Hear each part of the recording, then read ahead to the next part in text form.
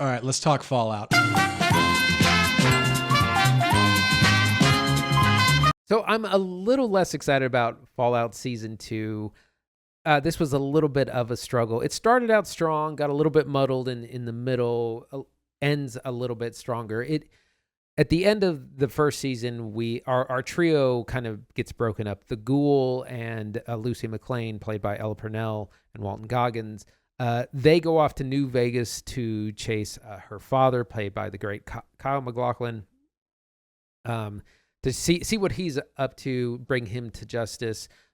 Meanwhile, Maximus, played by Aaron Moten, goes back to the Brotherhood of Steel and kind of tries to make nice or try to just kind of blend back in with them. So that's our starting point.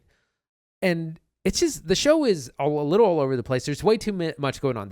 I counted them. There's 6 separate plot lines, which I'll get into in a second. Oh my God. The first third of the show largely deals with the Brotherhood of Steel. And we meet a couple of new factions. We meet the Legion. We meet the New California Republic. And there's a lot of infighting that happens there. We eventually jump with the Ghoul and Lucy on their way to New Vegas, having a few adventures. They meet the Legion along the way, eventually get to New Vegas. And we're introduced to one Robert House, who's an important character in the Fallout universe. And this is where there's just too much going on, because we get flashback stuff to Cooper Howard, who turns into the Ghoul in the current timeline. But let me lay out the plot lines. We have Maximus and the Brotherhood of Steel. We have Lucy and the Ghoul. We have flashback to Cooper Howard and kind of how things came to be. We have 2 Vault stories. We have Vault 33, which is where we started in the first season. We have Norm, who was in Vault 33, and he escaped to a different vault. And that's a whole storyline. There's just so much going on. And these are long episodes. They're 45 minutes to an hour. And so it's a bit of a slog.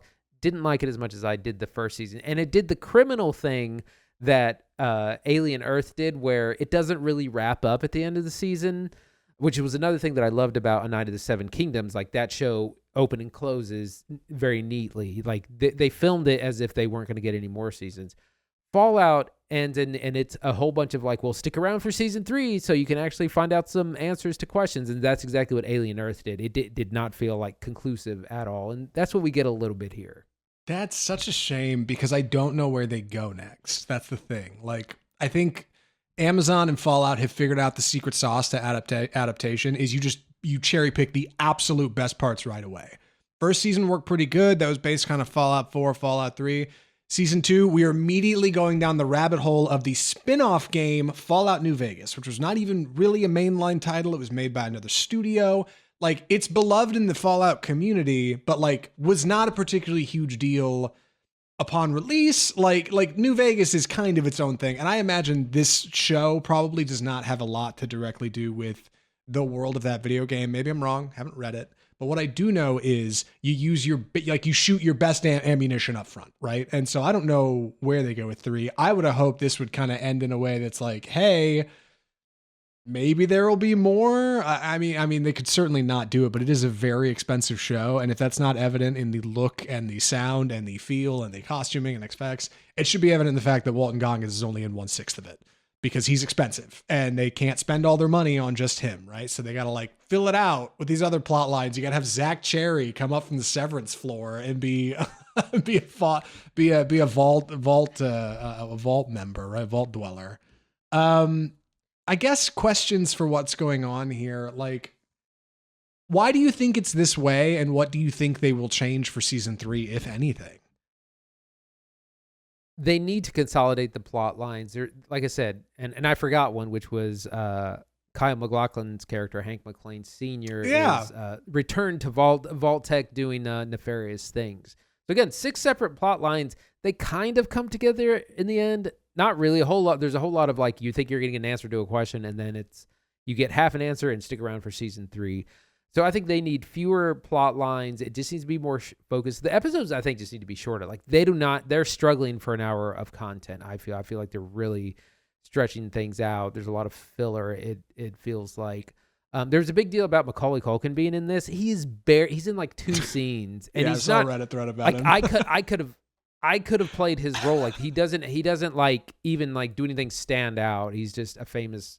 Yeah, It's kind people of said stunt people said he casting. was bad. They were like, he's in 2 scenes, he's not even good. It's just like, why is he in here? Like, you could have put anybody in that role. Like, maybe that was part of the point. Maybe it's just a guest thing to get clicks. Like, I don't know. Like, I know they want this to be an event. They want Fallout to be a big deal, but like, God, I played the games. I barely even saw any marketing for it. Like, I just felt like it wasn't really on my radar. The person I heard telling me the most about it was you. Like, because we talked about on TV Corner. Yeah. The oh, now I've lost my train of thought. Oh, Yeah, I yeah, picked up with that the football and ran the other way with it. I get it. Yeah, you're fine. Yeah. It's just that there's way too much going on. I think we don't get enough with our star characters like Lucy and the Ghoul. Like they're the people who we want to be with, and it seems like they're not in half of the show this episode. And we're continuing what we thought was kind of ending after the end of the first season. Like I think the first season wraps up fairly well, and it does have some continuation, but this is like kind of egregious. What I was going to compare it to is the end of House of the Dragon season 2, which is all these marches, all these armies marching towards each other, and then it's like stick around for season 3. I remember panicking because I was like, oh no, there's 20 minutes left. There's 15 minutes left. There's 5 minutes left. There's no way like a battle is going to happen. And that's what happens here as well. There's a whole lot of buildup that stick around for season 3 in a year and a half. And like, I just couldn't believe it. I can't believe people pull that shit, dude. That's so obnoxious. I played that game. You're like looking at the time on the episode. You're like, oh no. How is there only 20 minutes left? 15 minutes. Like you just know it's not happening. Come back next summer. Haha. Here comes the airplane. Like for nothing. That's a bummer. Do you think it's getting a season 3? Like I feel like I did not hear a lot about it. Like I don't know how the ratings were. Amazon doesn't release that stuff. But like, what do you think? I think so, only because it's such a buildup and clear continuation. Like they must have filmed season 2 knowing they were going to get season 3 greenlit. Like it's too open ended to not. Yeah. All right. Any other questions I should ask you about Fallout Season 2? Well, I guess other than, I mean, would you recommend Fallout Season 2? I would recommend it to fans of the show and the game. If you watch season 1 and you want to see where it goes, then by all means. I think it probably helps to actually binge it as opposed to watch it week to week because there is so much going on. It is hard to follow with all that. So I think actually the binge model might work a little bit better. But if you haven't watched it, if you're not into it, if you're on the fence, I would say probably skip it. Yeah. All right. Well, you heard it here first, folks. Stick around for our next TV corner, probably a couple weeks. Next week, we got to talk about trailers. We've been holding off on Trailer Park, and I know we got a Backrooms teaser from A24. I heard that the new Scary Movie 6 trailer is running in front of Scream 7 this next weekend. So next week, new trailers. Keep it here for more. We got to talk about The Perfect Neighbor. I did not know anything about this movie, and if you're listening to this, you may not know anything about it either. Andy turned me onto it, so he's going to be giving us a summary. Andy, please take it away. The Perfect Neighbor.